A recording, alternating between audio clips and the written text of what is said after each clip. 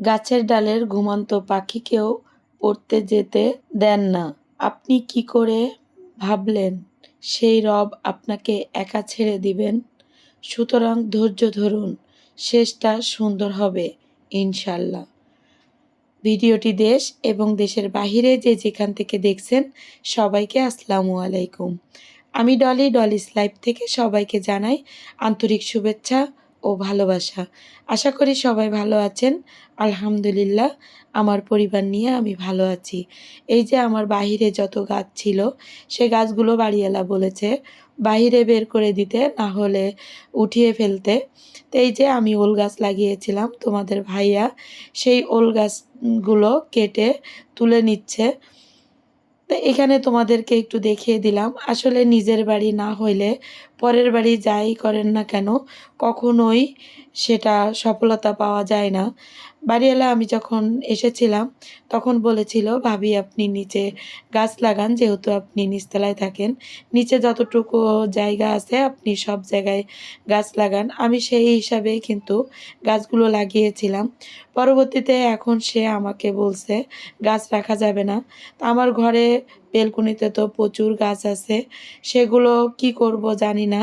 তারপরে আবার বাইরের গাছগুলো কিছু গাছ রাস্তায় রেখেছি, আর কিছু গাছ আমি ফেলে দিয়েছি, অনেকে দিয়ে দিয়েছি। তারপরে দেখো, ওই দিনকে আমার বড় মেয়েকে নিয়ে ডাক্তারখানায় গিয়েছিলাম। ওখান থেকে আসার সময় আমার মেয়ে বলতেছে, আম্মু চলো আজকে ডিনারটা বাইরে থেকে করে যায়। তো এই যে ও আর আমি কাচ্চি বাড়িতে চলে এসেছিলাম। সেখান থেকে খাওয়া দাওয়া করে আর পার্সেল নিয়েছিলাম বাসার জন্য। যেহেতু ছোট মেয়ে আছে, আমার ননদ আছে, আমার ভাইয়ের ছেলে আছে, এই জন্য ওদের জন্য আমরা পার্সেল করে নিয়েছিলাম। তো এই যে দেখো আমরা দুই মাপে বসে আছি যে কখন খাবার আসবে। আমরা অর্ডার দিয়ে বসেছিলাম, তারপরে দেখো খাবারটা এসেছে। খাবারটা ভালোই লেগেছিল, বোরহানিটা আমার কাছে অনেক ভালো লেগেছে। এই খাবার দাবার খাচ্ছি আর মনে মনে ভাবছি যে আজকে তো সারাদিনও মনে হয়নি যে বাইরের থেকে ডিনার করব। তা দেখো আসলে আল্লাহ কার কখন কোন জায়গায় রিজিক মিলিয়ে দিবে কেউ কখনো বুঝতে পারবে না। আসলে সব কিছুই রিজিক, যার যেখানে সে সেখানে যাবে।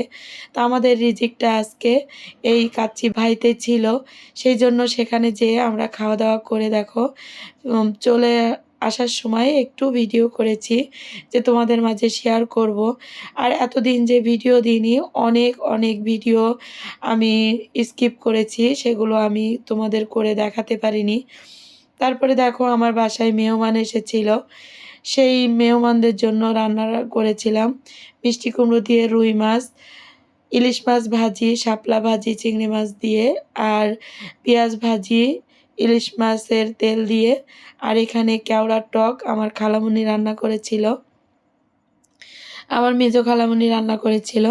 তো এই যে দেখো আমার কিন্তু এই ভিডিওটি 2-3 দিন নিয়ে কিন্তু আমার এই ভিডিওটি করা।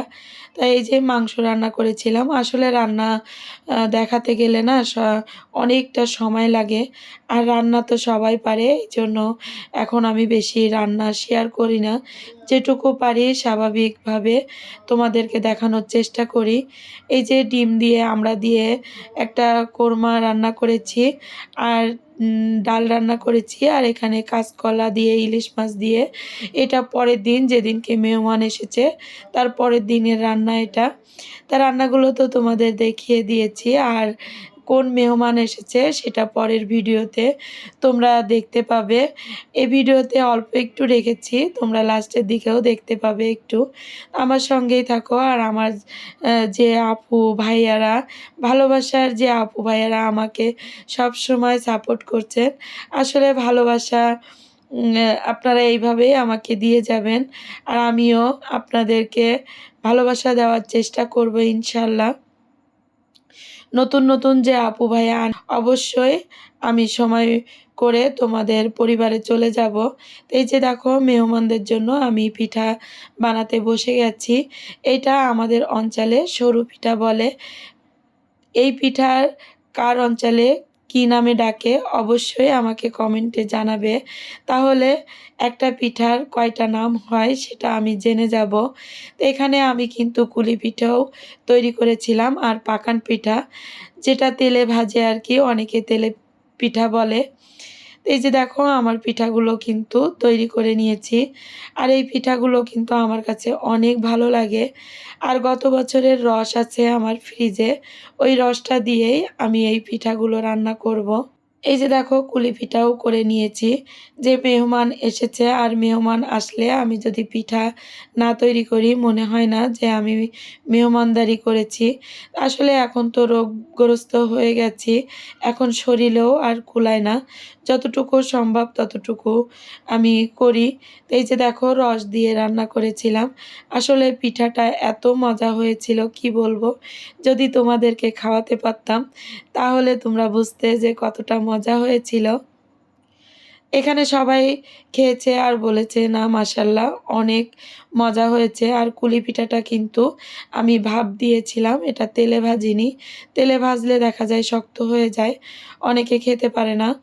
আর আমার খালু যেহেতু এসেছে তার দাঁতের সমস্যা, সে খেতে পারবে না, এই জন্য কিন্তু আমি পিঠাটা ভাপ দিয়ে নিয়েছিলাম। এই যে আমার মেজো খালাম্মা, ছোট খালাম্মা আর আমার আম্মু এসেছে। একসঙ্গে ৩ বোন এসেছে আমার বাসায়। তো সবাই মিলে খাওয়া-দাওয়া করে এই যে দেখো পান খেতে বসে গেছি। আমি কিন্তু পান খাই মাঝে মধ্যে, আমার কিন্তু অনেক ভালো লাগে। আর পান খাওয়া কিন্তু আমার শ্বশুর আমাকে শিখিয়েছে। কারণ আমার ফ্যামিলিতে অতটা কেউ পান খায় না, এখন করে একটু খায়। তাই দেখো আমরা সবাই মিলে পান খাচ্ছি আর গল্প করছি। আসলে এই ভিডিওটি আমি রেখেছি আমার স্মৃতি হিসাবে রেখে দিয়েছি। হয়তো এই ভিডিওটা থাকবে, মানুষগুলো হয়তো একসময় থাকবে না, এইজন্য এই ভিডিওটি আমি করে রেখেছি। তো আজকের ভিডিওটি যদি তোমাদের কাছে ভালো লেগে যায় প্লিজ লাইক দিতে ভুলবে না।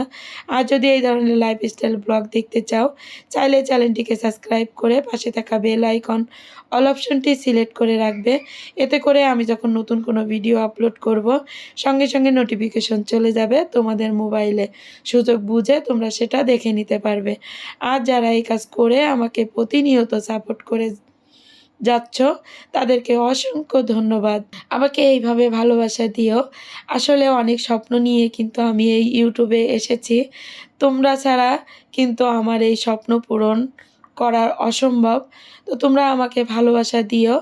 আমি এখন তোমাদের কাছ থেকে বিদায় নিব। দেখো আমার খালাম্মার সঙ্গে কিন্তু আমরা গল্প করতেছি। আসলে অনেক দিন পর কিন্তু দেখা হয়েছে সবার সঙ্গে।